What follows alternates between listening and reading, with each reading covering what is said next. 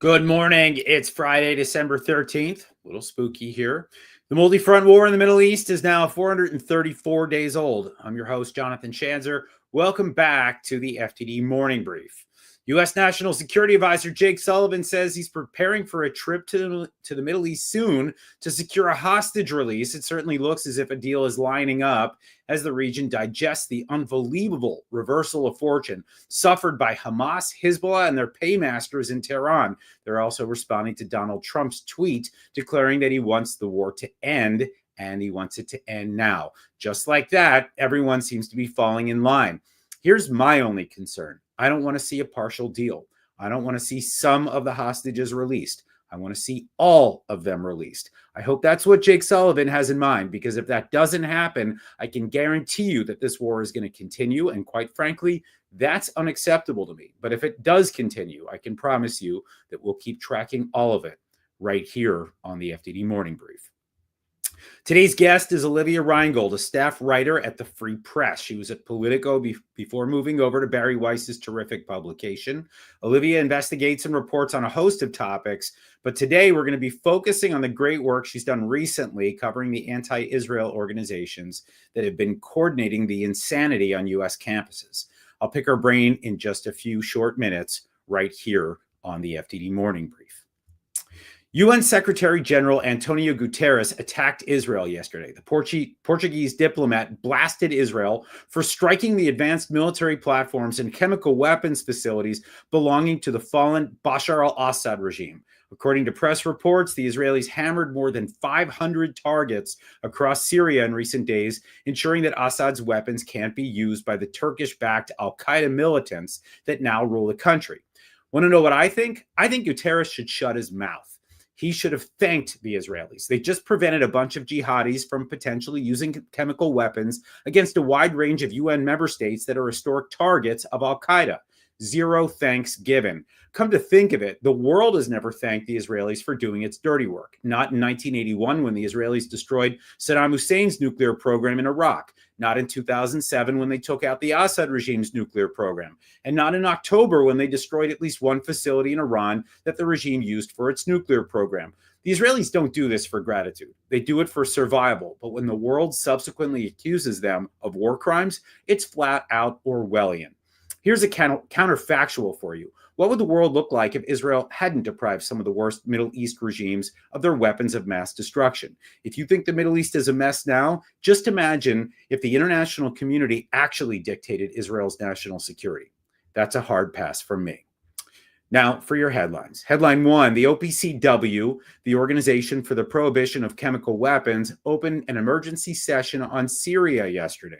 Earlier this week, the OPCW reminded the new jihadi regime in Syria that it was obliged to comply with rules to safeguard and destroy toxic substances. That notice came about 24 hours after rebels ousted Syrian dictator Bashar al-Assad. That clearly didn't happen, so Israel started bombing this stuff. Then yesterday, OPCW's Executive Council decided to convene an emergency meeting to discuss Syria's chemical weapons program. The last time the 193-member body held this sort of meeting was back in 2018 after a poison gas attack killed 40 people in a town near Damascus. That was the subject of Barack Obama's red line debacle back in 2013. That's where it all started. The OPCW is hoping that Syria's new leadership will allow inspectors to investigate those stockpiles and chemical weapon sites, or whatever is left of them, after some Israeli bombing raids. It's finally time to bring this chapter of Syrian history to a close, folks. Let's hope it happens.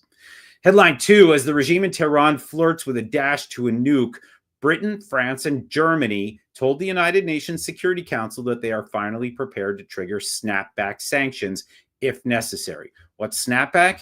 It's the reimposition of international sanctions and restrictions on Iran that were removed after the Iran nuclear deal was signed in 2015. Triggering snapbacks would put significant pressure on the Islamic Republic to suspend its nuclear activities. It would reimpose a conventional arms embargo on Iran and reinstate targeted sanctions on a slew of individuals and entities. Last week, the British, German, and French UN ambassadors sent a letter to the UN Security Council expressing their government's readiness to use all available diplomatic tools, including snapback, to prevent Iran from acquiring a nuclear weapon.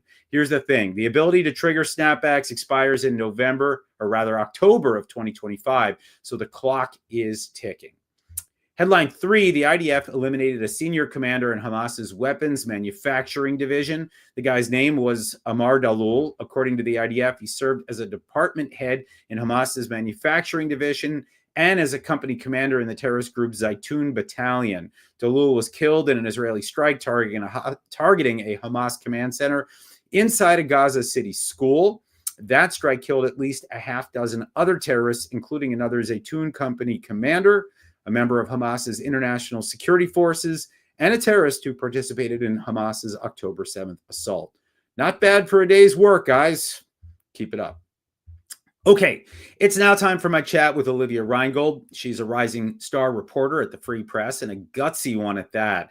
She recently attended a convention held just outside of Chicago, hosted by American Muslims for Palestine, or AMP. She's also been on the front line reporting from college campuses, those anti-Israel protests. She's gone beyond the headlines and into the tents on the Quad. So let's hear what insight she's gleaned from her investigative reporting right now on the FDD Morning Brief. Welcome to the FDD Morning Brief, Olivia Reingold. Thanks for having me. It's our pleasure. Let's start with a bit just about your background as a journalist and why you joined the Free Press. So I come from a background in legacy or traditional media. I did a lot of reporting for NPR. I was a reporter in Montana, mostly reporting on the Crow tribe for an NPR affiliate out there. And a few things happened where I started to think, I'm not really thinking like my peers. I was reporting this story on a series of Trump's tweets, and an editor at NPR inserted racist into the headlines referring to Trump's tweets. And I remember just, a few things happening like that where I was like having an epiphany that even if I personally agreed with that conclusion, that it was partisan reporting. And anyway, started listening to Barry's podcast and found a really like-minded community of people who had all had the same epiphany. Yeah, and Barry's done some terrific work, and I'm so impressed with how this news organization has shaped up. Really a terrific lineup. We had Jay Solomon just the other day on the program. Love having you here. So thanks for all the great work that you're doing over there at the Free Press.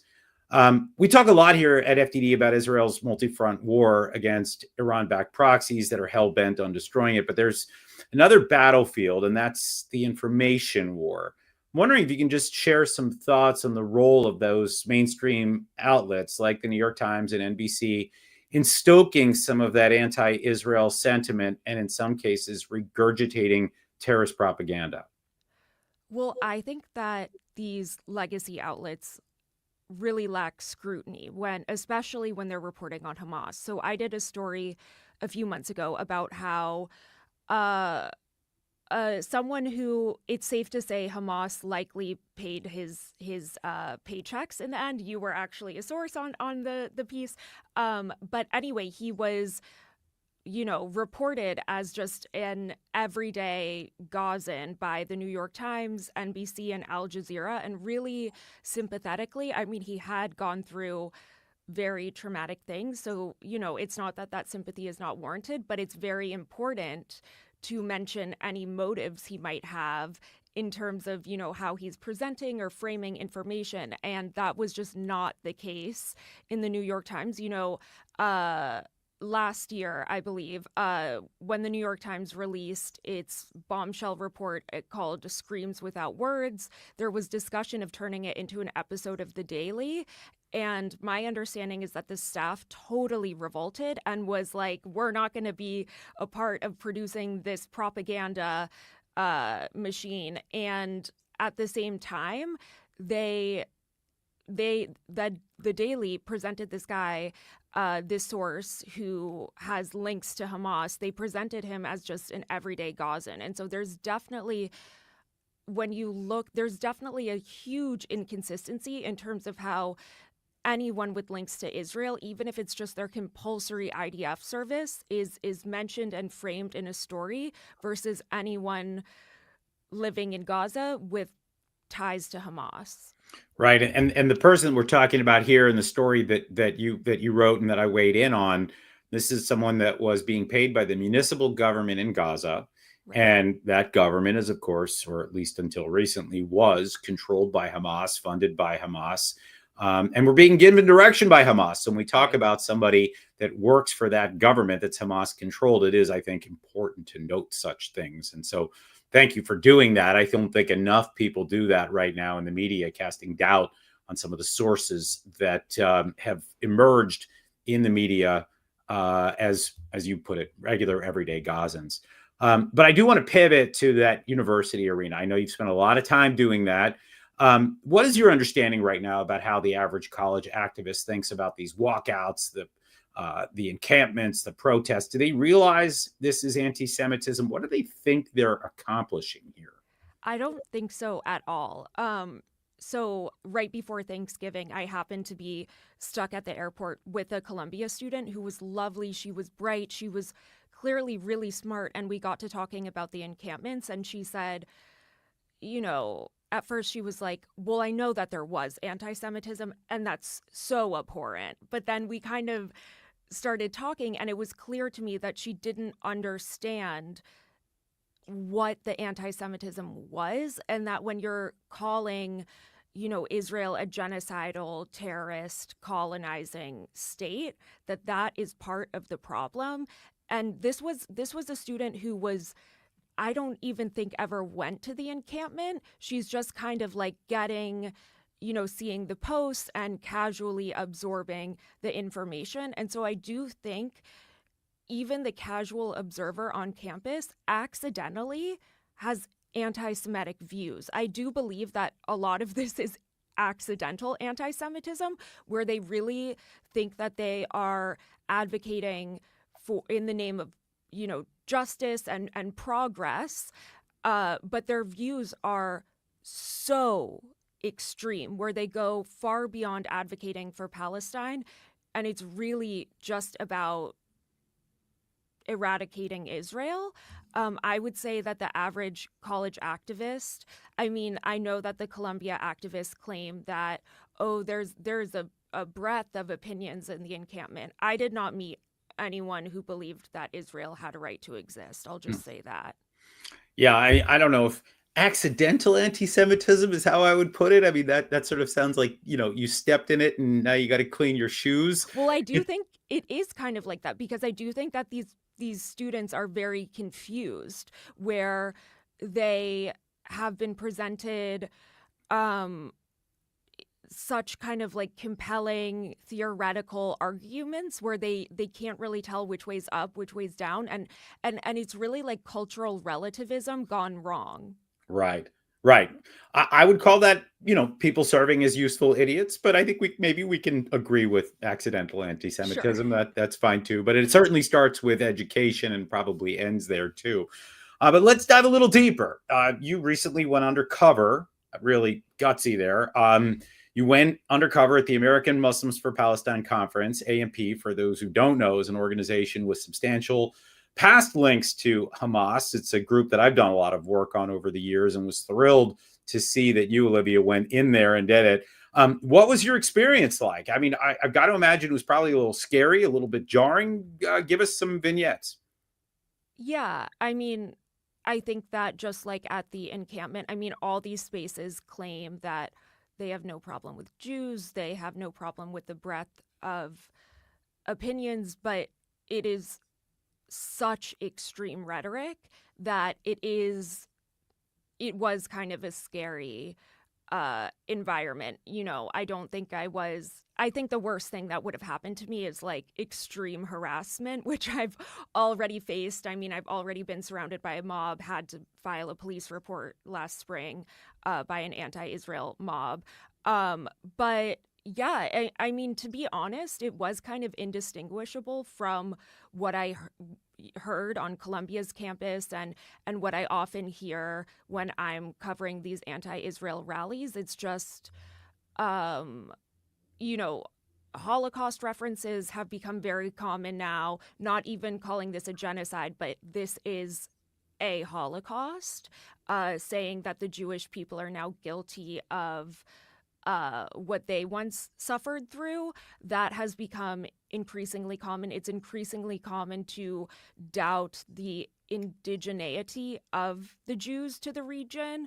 Of course, it's a common thread that Jews are really from Europe. Um, but to be honest, these have been threads that, if you've been tracking this, have been present for a long time now. Maybe what's different is just like brazenly shouting them on a stage. Hmm. Well, talk for a minute if you would. I know you've been subject to a campaign of hate after you went undercover. I know you put a hijab on. You went in there to try to shroud your identity, but obviously when you went and published your piece afterwards, you came public.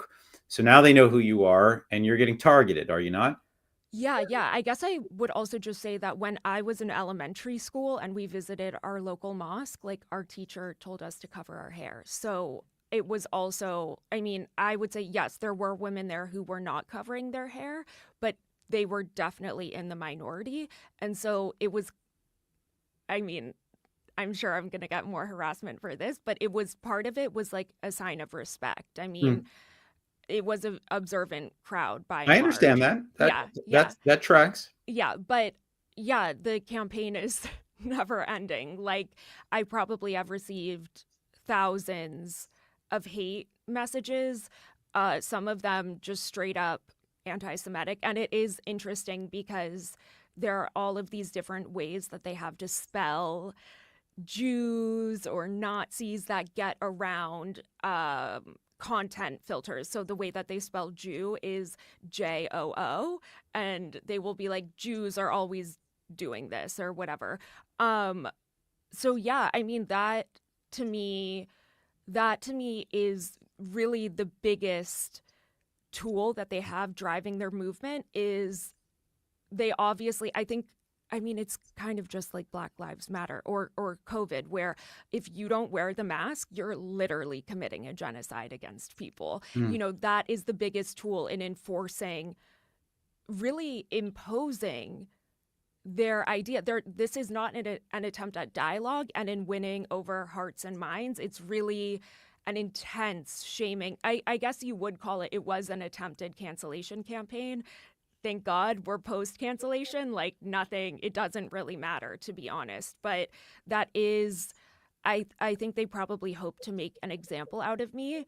And it kind of the most shocking thing was that people I personally know, including someone I used to be friends with, just commenting the most abhorrent things, clearly unable to remember that we used to be friends, Hmm. and simply people who actually think I'm evil and depraved and, immoral.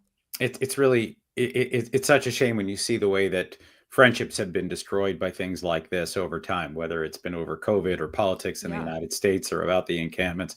But just so you know, we want to make an example of you too. We want to make an example of how you're doing excellent journalism out there covering this when other people are not. So thank you for that.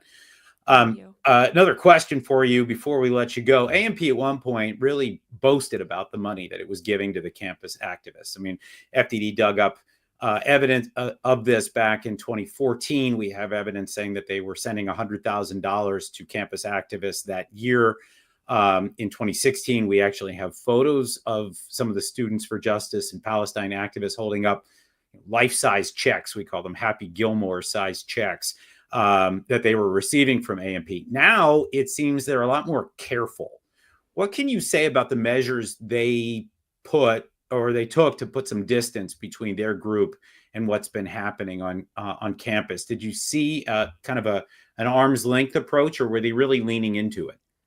Well, I don't know if this answers your question, but I think that there is a huge push to involve Jews in the movement. I mean, we were talking about that group, Naturi Karta, I think is how you say it, Mm-hmm. who are, to my understanding, best thought of as like an extreme religious cult, almost like the Jewish or Israeli parallel of like a evangelical group that is living as if like the world is going to end or something. It's that extreme ideologically, and it's not really a social justice movement for them. It's more a interpretation about the Messiah's arrival, is why they're involved in the movement. But when I sat in on this college activism track, we were given a challenge. They played this music and they were like, "Oh my gosh, you guys, we've just gotten word that Netanyahu is coming to campus. What do you do?" And they kind of played a simulation or a game with us. And anyway, one girl, they broke us up into groups, and one girl in my group said, "Okay, so the first complaint we're going to get is that this is anti-Semitic. So we really need to involve Jews. We need JVP, Jewish Voices for Peace here." And so anyway, there is definitely this push because it is really hard to explain to people that is a very common counter argument when you express any, the most measured support for Israel is that people say, well, even Jews are against the state of Israel. And so they clearly understand that that's an effective argument. And so they're the only thing I can say is that I think that they are trying to encourage college activists to use this argument, and they're using it themselves. Interesting. All right. Well, we're going to leave it there. I want to thank you, Olivia Reingold, for joining us this morning on the FDD Morning Brief. Thank you so much for having me. Like to see more journalism like that out there. Here's what FDD has on tap for you today. FDD founder and president Cliff May has a new column out in the Washington Times where he reflects on recent developments in Syria following the collapse of the Assad regime. He had to do some revisions over the weekend, as a lot of us did.